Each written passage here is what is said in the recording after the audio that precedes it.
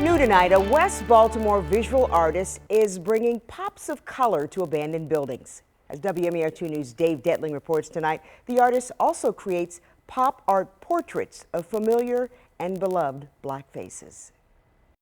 Well, the visual artist you're about to meet uses Baltimore streets as her blank canvas. You can actually see one of her art installations right here. It reads, "If not now, then when?" Her goal with all her art, inspire change in the Charm City. Latasha Maddox has an eye for beauty. A few chalk lines and her canvas is set. This abandoned door front on Broome Street is one of today's projects. Oh, this is like a perfect canvas because it was already painted purple. So they just did the graffiti on top of it, so now I'm finally getting back to it. Popping the top of blue paint, she went to work, and after a few brushstrokes, the simple statement was complete. It's just one of many found around West Baltimore.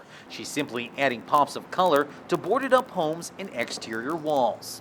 Yeah, I would definitely say empty canvas, a lot to improve on, like a lot of empty shells that are just waiting to, be created, have something made out of that. But it's not just neighborhood walls showcasing her art skills. All of my gallery walls kind of have a couple different functions. This one is all about black women. The 26-year-old also does portraits, all representing power.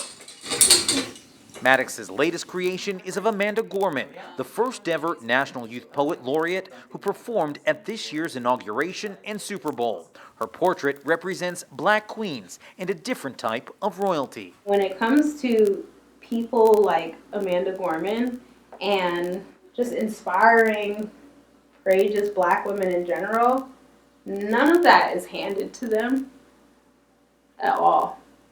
Like the whole fight, the whole point, like everything that makes black women queens in American culture is what they actually do, what they work for, what they have achieved and accomplished, and the name that they created for themselves. As for Latasha, we asked her if she considered herself a queen.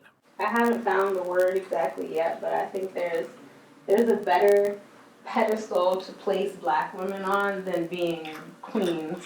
Latasha says art is her crowning achievement and hopes that with each piece, whether portrait or mural, inspires others. I just want kids especially to know that if this is something that you love, then it's worth trying. And Latasha also works with various community groups on art projects. Her next one is slated for the Bolton Hill area in the next few months. On the city's west side, Dave Detling, WMAR 2 News.